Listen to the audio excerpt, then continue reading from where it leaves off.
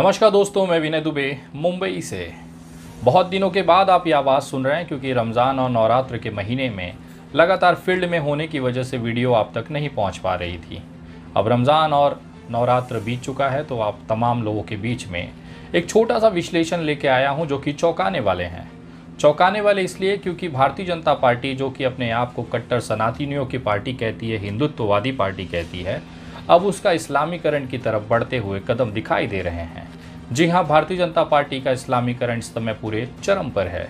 जिस पार्टी के अंदर कभी मुसलमानों के लिए कोई जगह नहीं होती थी, किसी भी प्रकार के नगरपालिका चुनाव से लेकर लोकसभा चुनाव तक कभी भी मुस्लिम प्रत्याशी बीजेपी नहीं उतारती थी, आज उसका ये दौर बदल चुका है।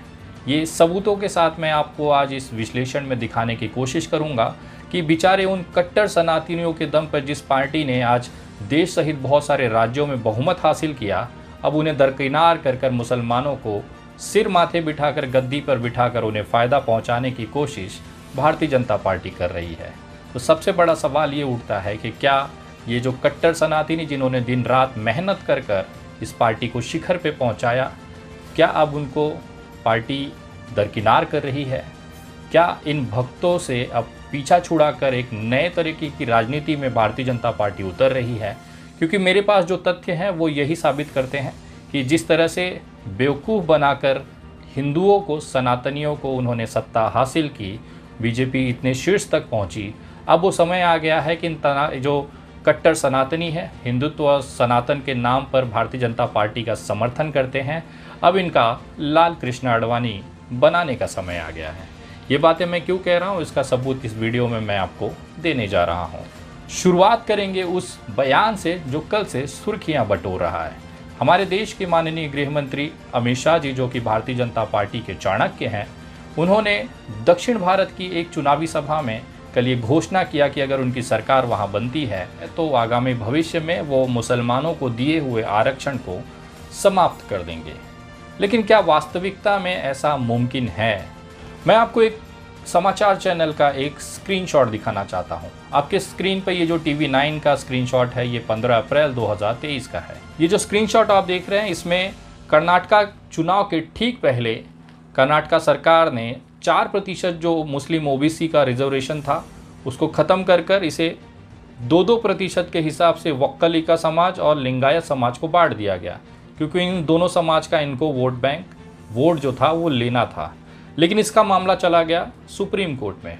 वहाँ पर इनको फटकार लगाई गई है कि इस तरह से आप डायरेक्ट रिजर्वेशन ख़त्म नहीं कर सकते, ये त्रुटिपूर्ण है। ऐसी प्रथम दृष्टया सुप्रीम कोर्ट को ये दिखाई दिया है। इसका असर अब होगा चुनाव के बाद, क्योंकि चुनाव में तो ये दिखाएंगे कि वक्कलिका जो समाज है और लिंगायत समाज है, ये भारतीय जनता पार्टी उनकी हितैषी है, इसी बहाने उनका ये वोट ले लेंगे। लेकिन जब सुप्रीम कोर्ट का वर्डिक्ट आएगा, फाइनल जजमेंट आएगा, तो उसमें ये बताया जाएगा कि सुप्रीम कोर्ट के आदेश के बाद ये मुस्लिम जो 4% आरक्षण था उसे फिर से लागू किया जाता है, और जो लिंगायत और वक्कलिका समाज का जो रिजर्वेशन है इसे ख़त्म किया जाता है माननीय सुप्रीम कोर्ट के आदेश पर। क्योंकि ये निर्णय आने वाला है, क्योंकि इनका जो ये आरक्षण ख़त्म करके इसे 2 अलग समुदाय में बांटने का जो निर्णय था वो गैर संवैधानिक है, ऐसा प्रथम दृष्टया सुप्रीम कोर्ट को महसूस होता है। तो इनका भारतीय जनता पार्टी का दोनों तरफ से फ़ायदा है। एक तो अभी रिजर्वेशन देके वक्कलिका और लिंगायत समाज के जो वोट है वो ले लेंगे, बाद में सुप्रीम कोर्ट के आदेश आने के बाद फिर से इसे आरक्षण को वापस से पहले जैसा कर देंगे। लेकिन जो चीज़ दिखाई जाती है वो होती नहीं है। भारत को हिंदू राष्ट्र बनाने का जो सपना है उसमें मुसलमानों को लेकर ये हमेशा से आक्रामक रहते हैं, लेकिन पर्दे के पीछे कहानी कुछ और ही दिखाई देती है। मैं एक रिपोर्ट आपको दिखाना चाहूँगा। आपके स्क्रीन पे ये सरकारी वेबसाइट की आई हुई जानकारी है। इसमें यह बताया गया है कि 14 मंत्रालयों द्वारा छात्रवृत्ति योजना के तहत, ये 2018-19 का मामला है। ये आपको लग रहा होगा कि चुनाव के ठीक पहले क्यों रिलीज़ किया जा रहा है, तो मैं बताना चाहूँगा ये आंकड़ा मैं 2022 का भी दिखा सकता था, जो कि इससे बहुत ज़्यादा आगे है। लेकिन मैं पुराने इसलिए दिखा रहा हूँ कि उस समय भी भारतीय जनता पार्टियों को मुसलमानों से कोई खास दिक्कत नहीं थी। ये स्क्रीनशॉट ये बताती है कि 2018-19 में 2157 करोड़ रुपए छात्रवृत्ति के नाम पर बांटे गए। किसे बांटे गए? 1032 करोड़ मुस्लिम छात्रों को बांटे गए। जी हाँ, 1032 करोड़ मुस्लिम छात्रों को बांटे गए और 128 करोड़ केवल हिंदू छात्रों के हिस्से में आए। सोचिए 1032 करोड़ रुपया मुस्लिम छात्रवृत्ति दी गई और 128 करोड़ के आसपास केवल हिंदू छात्रों को इन्होंने छात्रवृत्ति दिया है। ये वो सरकार है जो कट्टर सनातनी है, हिंदुओं की सरकार है, जिसमें कुछ सैकड़ों सौ रुपए ही केवल हिंदुओं को दिए गए, बाकी जो छात्रवृत्ति थी वो मुसलमानों को बांट दी गई। ये रिपोर्ट के अंतर्गत ये कहा गया कि 80% मुस्लिम छात्रों को जो है वो छात्रवृत्ति दिया गया है और केवल 4.7% 4.7% हिंदू लोगों को सरकार ने स्कॉलरशिप यानी कि छात्रवृत्तियाँ बांटी हैं। सोचिए 20 करोड़ की मुस्लिम आबादी है, जिसमें से 5 करोड़ के आसपास 4.9 करोड़ के आसपास छात्रवृत्तियाँ मुस्लिम समुदाय को बांटी गई, यानी कि 25% कुल जनसंख्या की जो आबादी का जो हिस्सा है उसको छात्रवृत्ति, उसको पैसों की मदद, पढ़ाई की मदद, बेहतर शिक्षा की मदद सरकार ने की है। बहुत सराहनीय कदम है। लेकिन उसी समय पे जो कट्टर सनातनी है, मुस्लिम का जो हमेशा विरोध करते आ रहे हैं, ऐसे समाज के केवल 4.7% हिंदू बच्चों को ये छात्रवृत्ति दी गई। मुसलमानों के नफरत फैलाकर भारतीय जनता पार्टी ने आपको जहरीला ज़रूर बना दिया है, लेकिन मुसलमानों से भारतीय जनता पार्टी को कोई खास दिक्कत नहीं है। यही ये रिपोर्ट सरकारी दस्तावेज दिखाता है। अब भारतीय जनता पार्टी का इस्लामीकरण क्यों ऐसे हो रहा है? आप अगर अभी कुछ दिनों की घटनाक्रम पे ध्यान देंगे तो अभी माननीय नरेंद्र मोदी जी जो हमारे प्रधानमंत्री हैं वो भी मुंबई दौरे पे आए थे। वो दौरे पे आए थे, बोहरा समाज जो कि मुस्लिम समाज है उसके प्रोग्राम में उनकी मस्जिदों में गए, कुरान का पाठ भी किया, यहाँ तक कि रोटी बनाना की जो कला है वो भी उन्होंने सीखा है। खुद नरेंद्र मोदी जी ने ये ट्वीट कर उन बहुत गौरवान्वित तरीके से इसे प्रस्तुत किया है। आपने बहुत सारे न्यूज़ चैनलों पे देखा होगा तो एक पसमानदा मुस्लिम समाज का नाम बहुत चर्चा में रहा है। ये वो मुस्लिम समाज है जिसको भारतीय जनता पार्टी इस समय अपने खेमे में लेने की कोशिश कर रही है। खैर, ये बहुत अच्छा कदम है। सबका साथ सबका विकास होना चाहिए, सेकुलर सरकार ऐसी ही चलनी चाहिए। ये बहुत बेहतरीन कदम है। विनय दुबे इस कदम का स्वागत करता है। एक बड़ा सवाल इस भारत के अंदर, इस देश के अंदर घूम रहा है, क्या ये बदले हुए सेकुलर नरेंद्र मोदी इन नफरतबाज भाजपाइयों को पसंद आएंगे? क्या भारतीय जनता पार्टी की ये नीति कहीं ना कहीं अपने ही हिंदूवादी कट्टर सोच वाले लोगों को समाप्त तो नहीं कर रही है? क्योंकि पिछले कुछ घटनाक्रम ऐसे ही बीते हैं जो इनके काबिलियत पर, इनकी इच्छा पर, इनकी मंशा पर सवाल खड़ा करता है। भारतीय जनता पार्टी अगर कट्टर सनातनी का चोला छोड़ रही है, उसका एक जीता जागता सबूत है अभी काजल हिंदुस्तानी नाम की एक औरत, जिसने रामनवमी के समय एक गुजरात के ऊना में एक विवादास्पद बयान दिया, लेकिन उसके कुछ दिनों बाद ही गुजरात के अंदर खुद गुजरात पुलिस, भारतीय जनता पार्टी की पुलिस ने उसे गिरफ्तार किया। कितने दिनों तक ही जेल में रखा, उसके बाद उनको जमानत मिल गई। बड़ा सवाल ये था कि अगर आपके समर्थक को ही आप अगर जेल करेंगे तो जो समर्थन करने वाले लोग हैं उनका भविष्य क्या होने वाला है? क्योंकि अभी कुछ साल पहले भी अगर आप देखेंगे तो नुपुर शर्मा नाम की जो एक गंदगी थी जिसने प्रॉफेट मोहम्मद को लेकर एक विवादास्पद बयान दिया था, उसके बाद भारतीय जनता पार्टी को बहुत कम समय लगा था इसको लात मार के पार्टी से बाहर निकालने के लिए। इसी के पीछे नवीन जिंदल जो कि राष्ट्रीय प्रवक्ता रहे हैं भारतीय जनता पार्टी को, उनको भी पार्टी से 6 साल के लिए निष्कासित कर दिया गया। साउथ में अगर देखा जाए तो वहाँ पर योगी का तमगा लगाए हुए टाइगर राजा सिंह दिखाई देते हैं, लेकिन एक गलत बयान की वजह से टाइगर राजा सिंह को भी उठाकर पार्टी ने कचरे के डब्बे में डाल दिया और उनको बाद में जेल भी हुई। ये तमाम घटनाक्रम दिखाती है कि भारतीय जनता पार्टी अब वो कट्टर हिंदुत्ववादी सोच से बाहर निकलकर सेकुलरिज्म में एंटर कर रही है। इसका सबसे बड़ा उदाहरण नगर पालिका के उत्तर प्रदेश के चुनाव हैं। लिस्ट बहुत लंबी है लेकिन दिलचस्प है। उत्तर प्रदेश में खुद हिंदुत्ववादी चेहरे योगी आदित्यनाथ जी सरकार में बैठे हैं और वहाँ पर राम राज्य चल रहा है। लगातार मुसलमानों को लेकर टारगेट किया जाता है। बुलडोज़र बाबा का बुलडोज़र हर वो घर को नास्ते नाबूद करता है जहां पर कहीं पर शेख और खान लिखा होता है। लेकिन उसके बावजूद भी भारतीय जनता पार्टी का जो शीर्ष नेतृत्व है उन्होंने चुन कर वहां पर मुसलमानों को टिकट दिया। जी हाँ, आपके कान ने अभी जो सुना वो एकदम हकीकत है। उत्तर प्रदेश के अंदर मेरे पास जो लिस्ट आई है उसके हिसाब से करीबन 200 मुस्लिम प्रत्याशियों को भर कर नगर पालिका के टिकट दिए गए। जी हाँ, 200 से ज़्यादा मुस्लिम प्रत्याशी भारतीय जनता पार्टी के कमल के फूल वाले बटन पर चुनाव लड़ेंगे।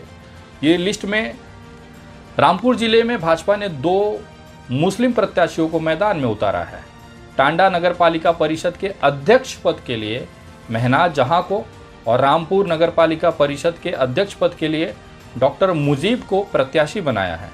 आजमगढ़ की मुबारकपुर से तमन्ना बानो, बदायूं जिले से ककराता पालिका अध्यक्ष पद पर मरगूम अहमद खां को टिकट दिया गया। सोचिए, ये वो चेहरे हैं जिसके गाली देकर, जिसके खिलाफ बयानबाजी कर कर अभी गृह मंत्री जी इन्हीं लोगों का आरक्षण वहां पर ख़त्म कर रहे थे और खुद भारतीय जनता पार्टी के महानगर पालिका के अध्यक्ष पद के लिए मुस्लिम उम्मीदवार को उतारा जा रहा है। कानपुर में भी 11 चेहरों पर, सोचिए, कानपुर में 11 मुस्लिम चेहरों को इस बार टिकट दिया गया है। इसके अलावा शाहजहांपुर में से एक मुस्लिम प्रत्याशी उतारा है। प्रयागराज, जो कि अभी अभी ताज़ा घटना वहाँ पे घटी है, वहाँ पर 3 वार्ड में मुस्लिम उम्मीदवारों को भारतीय जनता पार्टी ने टिकट दिया है। दायरा शाहपुर अजमल से जैनब बानो, गुरु तेग बहादुर नगर से सीमा बेगम, अटाला से बिलाल अहमद को पार्टी ने प्रत्याशी बनाया है। वाराणसी, जो खुद नरेंद्र मोदी जी का संसदीय क्षेत्र है, वहाँ पर भी 3 क्षेत्रों से मुस्लिम चेहरों को मौका दिया गया है। जमालुद्दीनपुरा से अहमद अंसारी, बदू कच्ची बाग से रेशमा बीबी और मदनपुरा से हुमा बानो को मैदान में लाया गया है। गोरखपुर, जो कि खुद योगी आदित्यनाथ जी आते हैं, केंद्र है, योगी आदित्यनाथ जी का मठ भी है, वहाँ से हबीबुल निशा को बाबा गंभीरनाथ नगर से प्रत्याशी बनाया है भारतीय जनता पार्टी ने। झांसी में भी रूबीना नाम की एक प्रत्याशी को भाजपा ने टिकट दिया है। फिरोज़ाबाद में भी मुस्लिम मोहम्मद मुबीन अंसारी को टिकट दिया है। गाज़ियाबाद के वार्ड नंबर 90 से अनीस सैफ़ी, 92 से शहला नदीम और 93 से सितारा को टिकट दिया गया। गाज़ियाबाद, जो कि यति नरसिंहानंद का क्षेत्र आता है, जहां पर डासना मंदिर है, यहां पर सबसे ज़्यादा इस तरह के नफरती तत्व पाए जाते हैं। उसके बाद भारतीय जनता पार्टी ने वार्ड नंबर 90 में अनीस सैफ़ी, 92 में शहला नदीम और 93 में सितारा को टिकट दिया है। ये वो नाम है जो मेरे पास सूची भारतीय जनता पार्टी की अधिकृत ट्विटर हैंडल और वेबसाइट से मिली है। सोचिए, 200 से ज़्यादा मुस्लिम उम्मीदवारों को टिकट दिया गया है, पार्षद से लेके नगर पालिका के अध्यक्ष तक। अब इनको वोट कौन देगा? इनको वोट वो देगा जो कट्टर सनातनी होगा। वो कमल का बटन दबाकर एक मुसलमान को चुनेंगे और इन्हीं के नेता साउथ में जाकर, दक्षिण में जाकर ये कहते हैं कि हम मुसलमानों को नेस्तनाबूद कर देंगे, उनका जो रिजर्वेशन है, उनका आरक्षण हम ख़त्म कर देंगे, अब हमारी सरकार बनाइए। ये वो पार्टी का दोगला चरित्र है। इस पार्टी की विचारधारा का यही काम रहा है हमेशा से।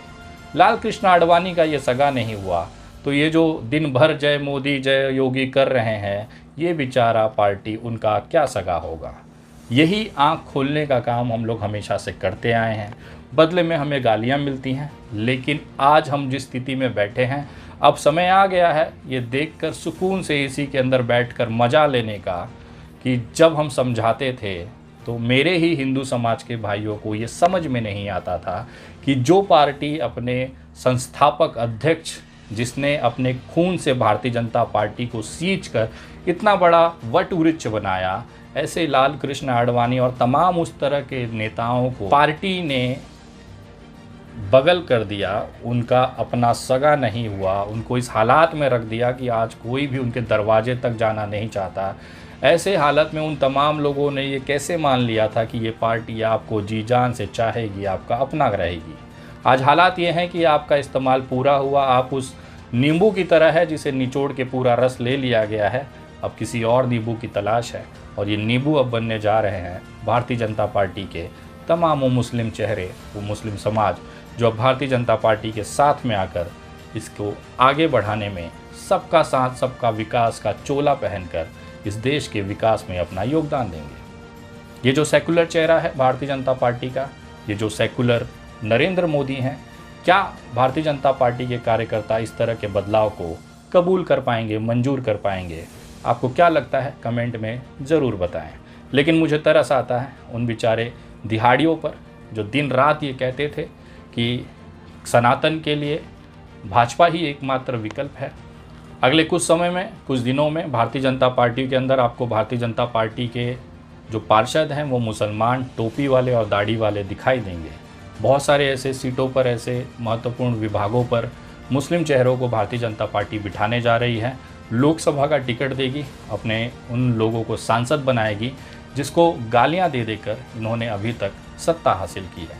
देखना बड़ा दिलचस्प होगा कि देश की राजनीति किस तरफ करवट ले रही है, लेकिन मैं इस कदम का दिल से स्वागत करता हूँ।